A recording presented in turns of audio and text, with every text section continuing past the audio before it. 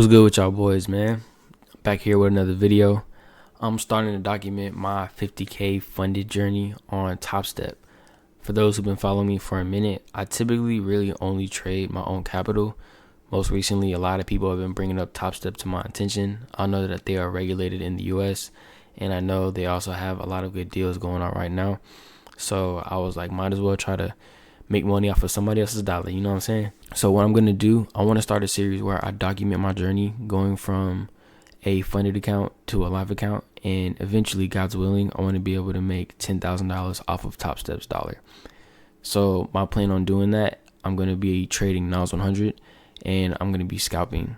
I'm not really the best when it comes to intraday. I know how to call long-term moves, but heavy fluctuations between where my entry is versus where price is, sometimes it can be a little too much for me. So I'm just going to stick to what I know and give the rest up to God and let it fall in his hands. I've been practicing on their practice account for a little minute, so I have a good idea how to work the broker as well as the contract sizes to use and how to manage the risk. So now I'm in a space where I feel more comfortable using Topstep and being able to be successful in it. What I'm going to do is I'm going to document my whole journey. Today, I'm going to go over the trades I took on day one of the combine, and I'm going to give you guys the full journey, the wins, the losses, my mental thought process through everything, so you guys can see how I choose to move in the market.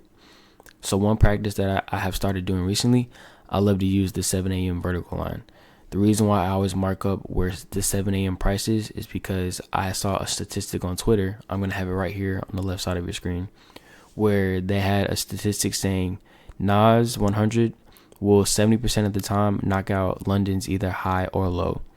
So one thing that I did is I just took the price range from 7 a.m. all the way up to before 9:30. You're typically going to see an intermediate high or low, and you're going to see price typically is going to knock that out.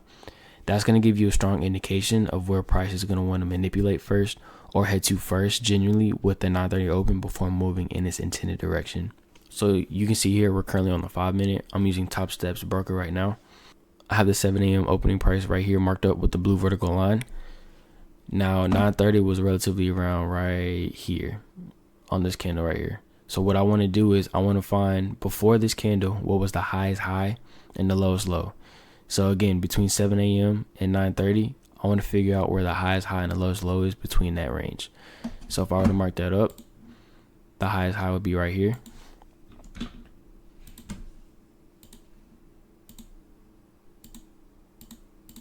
And the lowest low would be right here.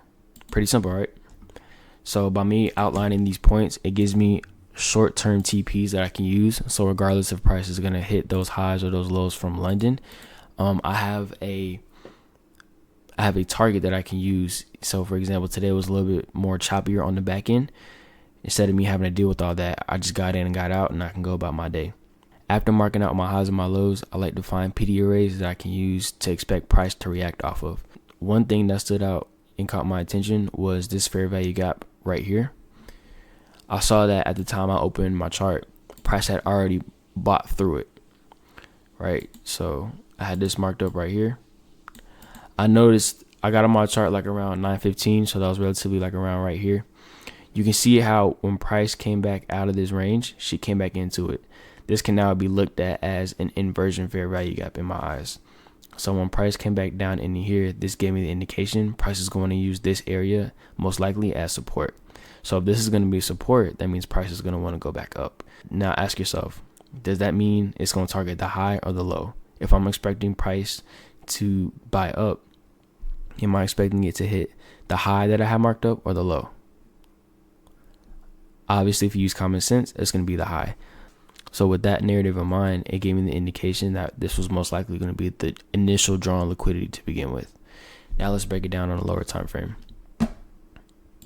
Now that we're here on the 1 minute, you can see how price reacted off of these levels.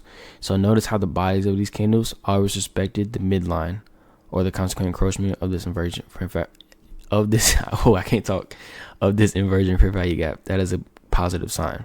Reason being is because if price starts to push heavier and close underneath here, then that's going to give me the indication that I'm most likely wrong and price is going to come attack this low. But that didn't happen. You can see right here, we had that initial wick in 9:30. You can see how it respected this intermediate low, as well as the lowest low between 7 a.m. and 9:30. That's a great sign. The next candle immediately shot up, right? So one thing that I like to do, if I can't find a clear entry on the 1 minute, Topstep actually gives you access to the 15-second chart for free, which is pretty nice. So I like to use this because it gives you a more detailed breakdown of what you're looking at. So also, before I move down, can you see how these highs are relatively equal as well? So all of these indications are giving me pointers on why I need to be looking for buys initially. Okay, so here on the 15-second chart, you can see how price action looks a lot more detailed, right? So I can start seeing the little fluctuations that happen within those 1 minute candles. This is going to help you really redefine your entry and help you create tighter stop losses, entries, as well as take profits. So this black line right here is just the high that I have marked up. This is the highest high after 7 a.m. So after price had wicked down and she came back up above here, I entered in a second time right around this part of the candle. So my initial entry was a little bit before 9:30. Reason being was because I did not want to see price come and go all the way back below here. I had my initial SL set at this low, which was right here underneath their fair value gap. And you can see I got wicked out with this 9:30 open right here, which is completely fine. But when price came back up, closed right here, and then opened up and immediately went right back up, after manipulating it a second time, this second candle opened up with a lot of volatility past the consequent encroachment of this purple box is just the same inversion fair value gap that I had marked up here on the 5 minute. So seeing that, it's giving me a stronger indication that my original trade idea was correct. So after I had saw this, as price was fluctuating right here, I popped right around here and I put my stop loss for right here underneath this low, because if price is truly bullish, I don't want to see price, number one, come back below this consequent encroachment, but I want to leave room for it to maybe come back wicked one more time before pushing up. But I definitely do not want to see it come back here, definitely not right here, and ultimately not right here, right? So with that being said, you can actually see, I can actually pull it up for you guys. You can actually see my entries right here. So my first initial entries were around 171, 170. You can see it's right here in this range, right? So right around this area. I got wicked out right here on this long wick right here at 9:30 opening, which is okay. So I went in with one contract at first. As price was initially pushing up, I just doubled my risk, but it's all good because I understand the amount of risk I'm allowed on this account.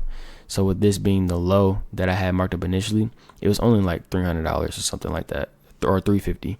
So because of that, I was okay. I know the loss limit that you have per day is 2,000. That was completely fine for me. I know how to make that back. So as price was pushing back up, I just went back in with extra contracts because I saw that my initial thought process was correct, and I went all the way up to the high right here. So if you can see here, price level of this is so you can see here 196.75 and 197.25. So the slippage took me at one point right above it, right? So because of that, I understood that because we're currently in a downtrend of a market, or I should say lately price has been very heavily bearish, I knew that I could also expect lower prices as well after this initial manipulation. This blue box right here, I can go back on full screen for you guys. This blue box right here that you see marked up is a 4-hour fair value gap that I had noticed right here, and it was also on the 1 hour too. So you can see this 1 hour fair value gap, and it's also inside a 4-hour one. You can actually drag it out a little bit further like that.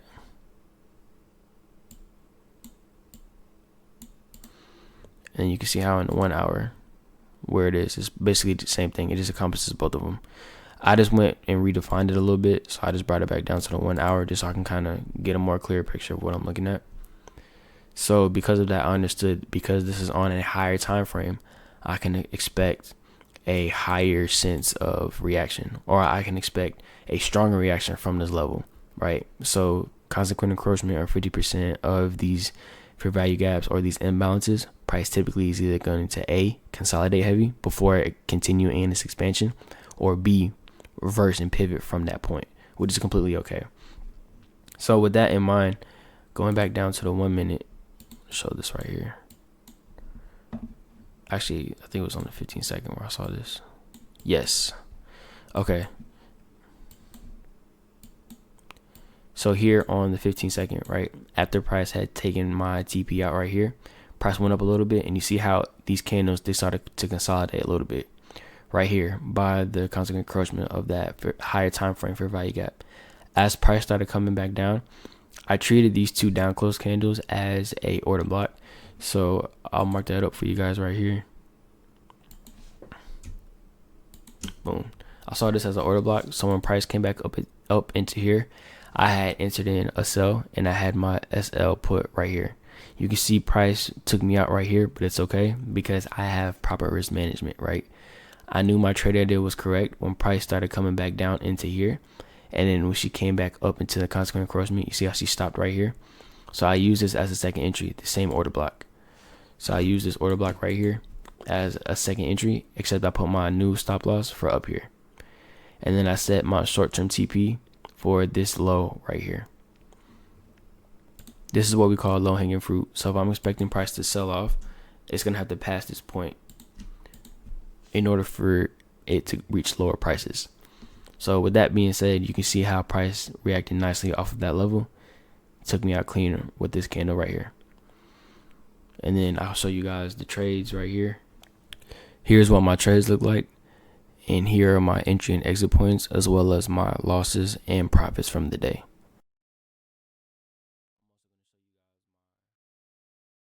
Here is also my stats from the day. I'm going to be showing you guys everything, like I said, just so you guys can keep up with the journey, as well as see like my mentality through the numbers. I feel like this will be very helpful. If you guys like this or you want to follow the journey, make sure to hit the like button. Comment down below if you picked up anything new from this video, and make sure to hit that subscribe button so you can keep up with the journey. I'm gonna holla at y'all boys tomorrow.